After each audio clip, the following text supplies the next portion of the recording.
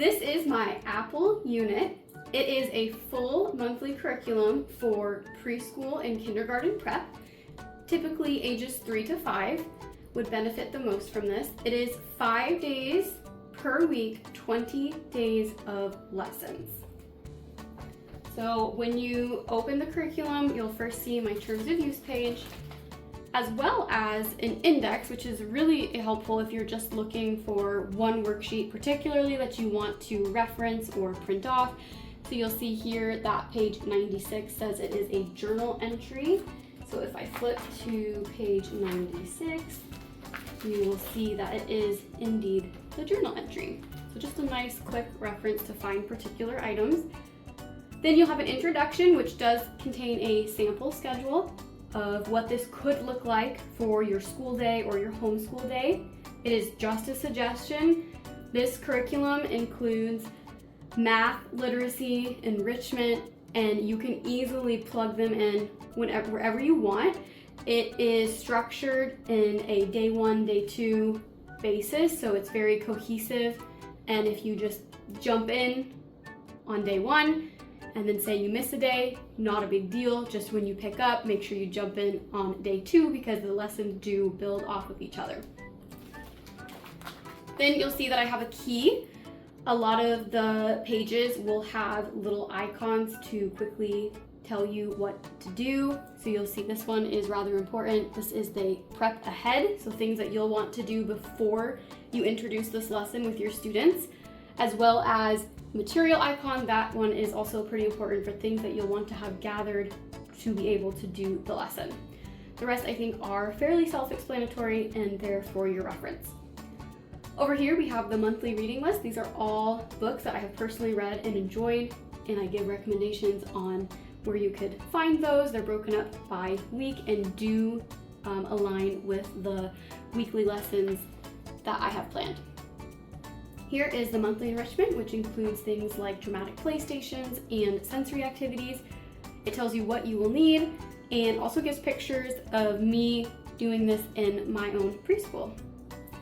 Here is your first weekly overview. So if you have a bulletin board space, or maybe you send out a weekly newsletter to parents, this is perfect to hang up or attach to that newsletter. It lets parents know all of the things that you're covering that week.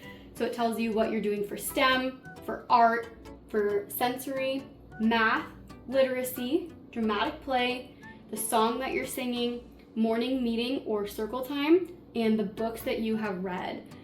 So parents typically love that. They want to know what's going on. This makes it super easy for you. You can just print it off or attach it to your newsletter. So moving in to, now we saw the overview, now you're going to see all of that broken down into how do I do this in a week. Here is your circle time for week 1. You'll see that it has a game to play with your kids. It also has a discussion to lead with them. And of course you can ad-lib if you feel comfortable doing that. For people who don't feel comfortable doing that, it does contain a script. So you can see here that you literally would just read the script and it's going to introduce some vocabulary like chlorophyll to the kids. The last thing in circle time would be a fun vocabulary game for learning types of apples, and you'll see here, these are the corresponding cards that you'll need to play that game. Flipping over here, we have our first song. This is the song that you'll sing every day this week, and it tells you the lyrics and also suggests actions that you can do while you sing to make it a little bit more fun. Here is your week 1 enrichment. So it tells you the art project and a picture of what it should look like, and then the STEM project and a picture of what that should look like. And again, to remember, this is your list of materials that you'll need, and this is the prep ahead. So you'll see that for the STEM project, you don't have to prep anything ahead, but for the art project, you will. And it tells you exactly what to do. This is a cutout for you to help make your art project go a little bit faster. Then we move into math for week 1. You will see that every week, the format for math is the same. Day 1, you're gonna do some data collection. Day 2, you will be graphing. Day 3 and 4, you will be representing the data in different ways. And on day 5, you will always have a skills practice for the kids to work on things like fine motor skills. So again, this will tell you everything you need and break down how to do it. Flipping through the curriculum, you'll see all of the corresponding pages to what I just said. So here is the data collection page that you will need. Here is the graphing page that you will need, which fits perfectly with the Unifix cubes that you'll be using on day 3. There are also lesson extensions here, so if your child is closer to age 5 or maybe is doing kindergarten prep, this helps work on addition problems and can be a really nice addition to the lesson. Then you have your tens frame for representing the data, and here is that skills practice worksheet. So this one is separating the apples by size. Then we move into literacy for week 1, and days 1 and 2 will always be focused heavily on phonics. You will be singing a song with some cards that are included in this curriculum that you will see very soon. And here's a little phonics game that tells you how to play it. Day 3 is usually an activity. This week's activity is writing an oat. It explains how to do that. Day 4 will always be a journal, and day 5 will always be a skills practice similar to math, where they are cutting or gluing or writing. So now, again, here are all of those corresponding things that you will need for literacy. So here are the cards for the song.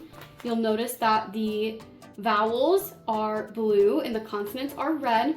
This is a Montessori approach to teaching language.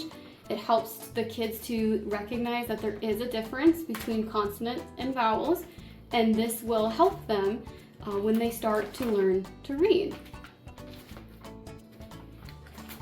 Then you have our sorting cards, which work great in like a pocket chart, but if you don't have a pocket chart, you can always just do this activity like in a circle on a rug. But again, it follows the blue and red, and you'll want to cut all these out. I prefer to laminate these things because they are going to be used every week. I feel like it is important.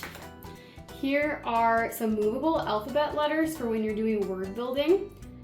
If you have letter cards or maybe a set of wooden letters or magnet letters, you're welcome to use those. But for people who do not, I made these, and you can print these off and cut and laminate them if you prefer. And then your kids can still engage in the word building activities. Here is your journal entry.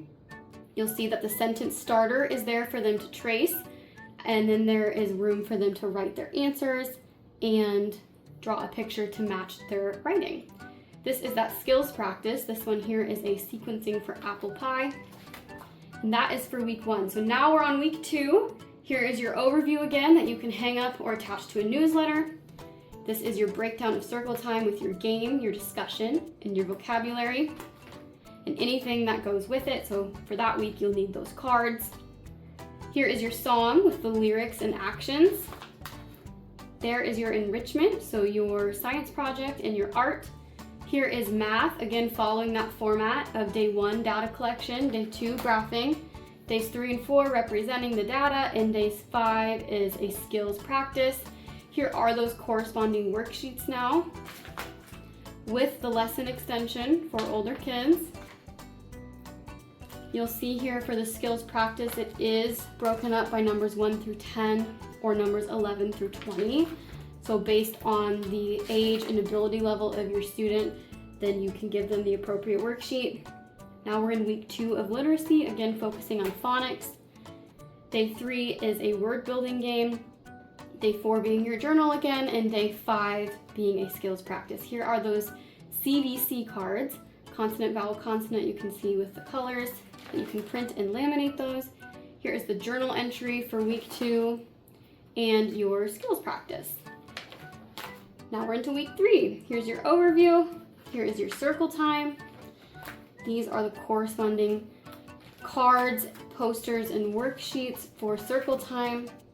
There is your song, enrichment for art and science with the corresponding page that you'll need for art.